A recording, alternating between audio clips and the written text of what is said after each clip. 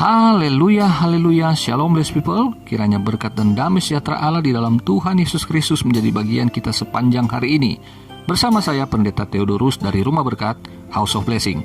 Tema kita hari ini adalah menikmati berkat di malam hari melalui pujian kepada Tuhan. Firman Tuhan terambil dari kitab Mazmur pasal 134. Mari kita baca bersama ayat 1-3. Nyanyian ziarah. Mari pujilah Tuhan, hai semua hamba Tuhan yang datang melayani di rumah Tuhan pada waktu malam. Angkatlah tanganmu ke tempat kudus dan pujilah Tuhan. Kiranya Tuhan yang menjadikan langit dan bumi memberkati engkau dari Sion. Saudara yang terkasih dalam Tuhan, ini adalah penutup dari nyanyian ziarah yang telah dimulai dari pasal 120. Jadi orang Israel, mereka dari seluruh penjuru negara atau negeri, mereka harus datang ke Yerusalem setahun 3 kali untuk beribadah dalam rangka hari-hari raya khusus bagi Israel. Dan apa yang disampaikan di sini oleh para peziarah atau umat Tuhan tertuju kepada para hamba Tuhan di bait Allah, yaitu para imam dan para Lewi yang membantunya. Jadi mereka, para peziarah ini, mungkin mereka yang bisa datang di malam hari, sehingga mereka harus dilayani oleh para imam tersebut.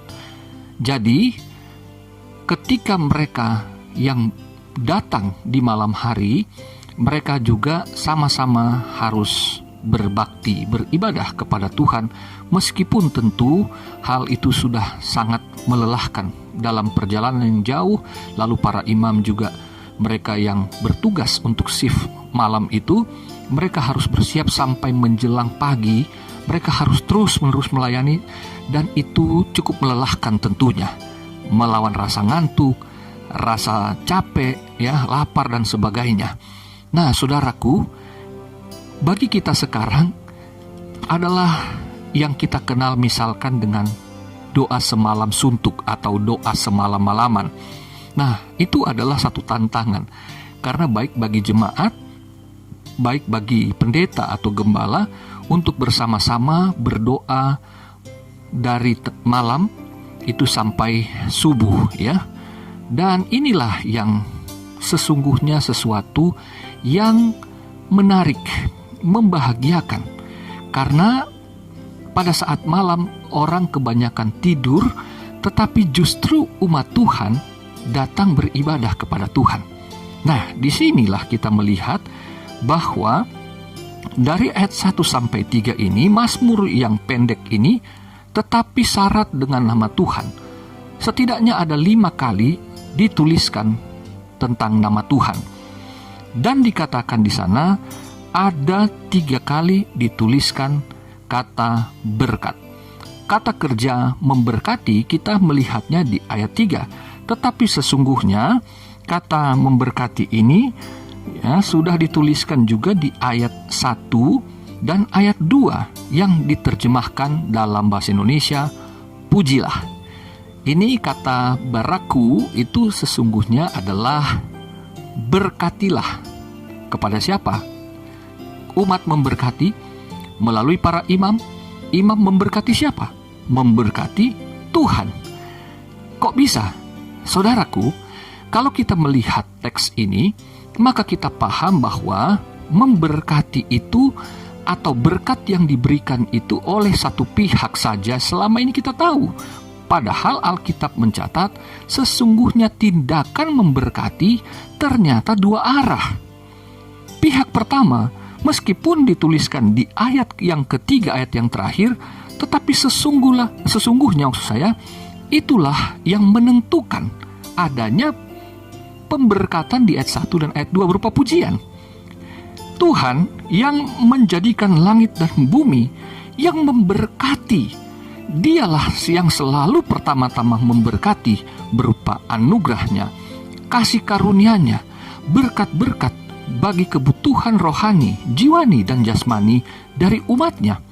Dan apa yang telah diberikan oleh Tuhan sepanjang waktu bagi umat Israel pada waktu itu, di mana mereka datang pada malam itu untuk mengembalikan berkat itu melalui puji-pujian yang dinaikkan melalui para hamba Tuhan atau para imam dan para lewi di bait suci.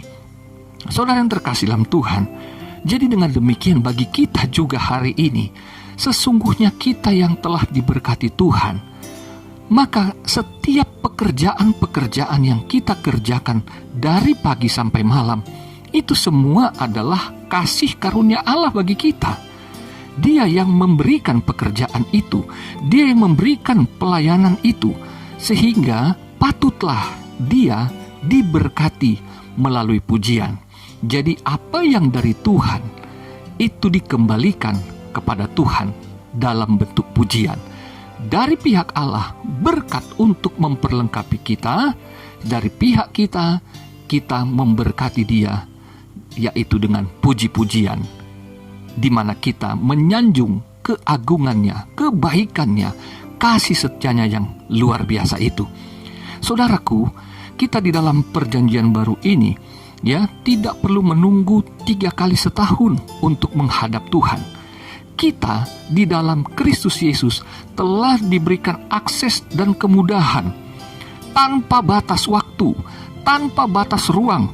Kita tidak perlu pergi ke Yerusalem, kita tidak perlu datang ke bait suci, kita tidak perlu menentukan hari dan tanggalnya.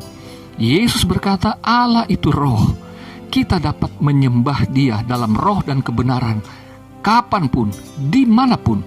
Tuhan hadir ketika kita menaikkan pujian.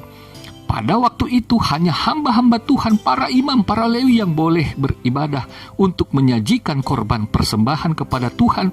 Tetapi pada masa kita, masa perjanjian baru, masa anugerah ini, kita semua yang percaya kepada Kristus, kita bukan hanya anak-anak Allah, tapi status ganda kita yang satunya lagi adalah kita hamba-hamba Tuhan. Haleluya. Jadi kita semua bukan hanya anak-anak yang akan menerima warisan, menerima anugerah dan berkat, tetapi sebagai hamba kita juga punya kewajiban untuk mengembalikan segala yang diberikan oleh Tuhan dalam bentuk berkat itu melalui puji-pujian, ucapan syukur, dan penyembahan kita. Haleluya. Saudaraku, pada waktu malam adalah hal yang sangat melelahkan, apalagi bagi kita yang di kota-kota besar seperti Jakarta, Surabaya, Medan, dan sebagainya. Bekerja dari pagi sampai sore, apalagi kalau sudah normal, kena macet di jalan, itu sangat melelahkan. Tetapi kemudian ada gereja-gereja yang menetapkan ibadah-ibadah pertengahan minggu, kelas pendalaman Alkitab, ada komsel, bahkan ada yang menetapkan doa semalam suntuk.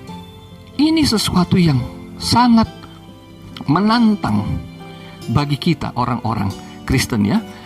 Nah, apakah ketika kita beribadah di gereja itu, ketika ada panggilan doa, panggilan ibadah seperti ini, apakah kita akan mengikutinya atau menolaknya?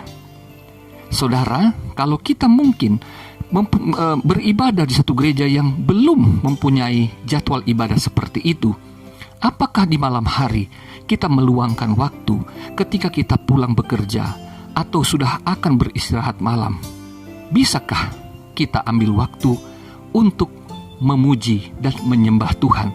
Karena berkat-Nya lah yang telah memampukan saudara untuk dapat beraktivitas, bekerja, melayani, dan terlebih dapat menikmati nafas kehidupan. Tidak perlu panjang-panjang seperti pada saat kita beribadah hari Minggu. Mungkin pujian yang singkat, mungkin penyembahan yang singkat, doa yang tidak panjang, tetapi di dalamnya ada sepenuh hati kita mengucapkan syukur, kita berterima kasih dan memuji atas apa yang Tuhan perbuat bagi kita.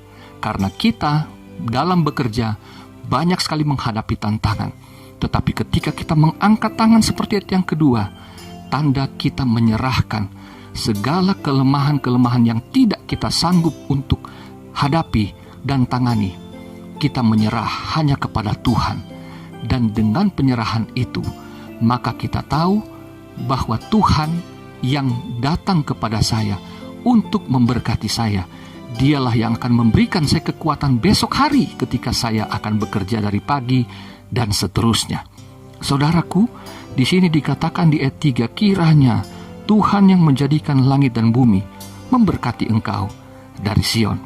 Banyak orang berpikir bahwa dari Yerusalem itu ada berkat Tuhan, ya. Tetapi sesungguhnya, tahukah saudara bahwa di Yerusalem itu adalah pusat peribadatan, karena di sana ada bait Allah, ada tabut perjanjian, lambang kehadiran Allah. Tetapi kita umat perjanjian baru tidak perlu lagi menanti ke sana untuk dapat beribadah di sana baru dapat berkat. Sesungguhnya Rasul Paulus berkata, kamu adalah bait Allah, 1 Korintus 3:16, di mana Roh Allah, Roh Kudus berdiam di dalam kamu. Di pasal 6 ayat 19 1 Korintus itu dikatakan juga demikian. Kamu adalah bait Allah, milik kepunyaan Kristus. Dan di ayat 20 dikatakan, muliakanlah Allah dengan tubuhmu. Kemudian kita sadar, kita tahu bahwa Allah ada di dalam kita, karena ternyata kitalah sekarang bait Allahnya. Sion itu sesungguhnya adalah persekutuan yang harmonis antara kita dengan Allah ketika kita memuji dan menyembah Tuhan. Saudaraku, Sion di pasal sebelumnya yang telah saya bahas, ya, di pasal 133, di mana ada kerukunan, saudara bersaudara, di sanalah Tuhan memerintahkan berkat. Di Sion, di Yerusalem, tempat persekutuan umat dengan Tuhan. Tetapi kemudian kita tahu bahwa kita tidak hanya bersekutu dengan Tuhan, kita harus harmonis dengan Tuhan, tapi kita juga harus harmonis dengan sesama kita, karena berkat Tuhan ada di sana. Berkat Tuhan berarti ada pada kita ketika kita datang mempersembahkan korban, hidup kita, tubuh kita sebagai persembahan yang kudus, kata firman Allah Roma 12 ayat 1. Maka sesungguhnya Tuhan telah hadir, kita sesungguhnya telah diberkati secara penuh. Itu artinya malam itu saya dan saudara telah menikmati kepenuhan berkat. Besoknya kita beraktivitas, kitalah yang jadi berkat bagi orang lain. Di tempat kerja, di tempat usaha, di tempat pelayanan, bahkan di kampus atau sekolah, kita yang telah dipenuhi berkat Tuhan, kita harus jadi berkat di sana. Mari nikmati malam ini. Setiap malam ambil waktu persekutuan dengan Tuhan, karena besok kita akan bersekutu dengan sesama. Kita akan jadi berkat. Haleluya, Tuhan Yesus memberkati. Sampai jumpa. Haleluya, bless people.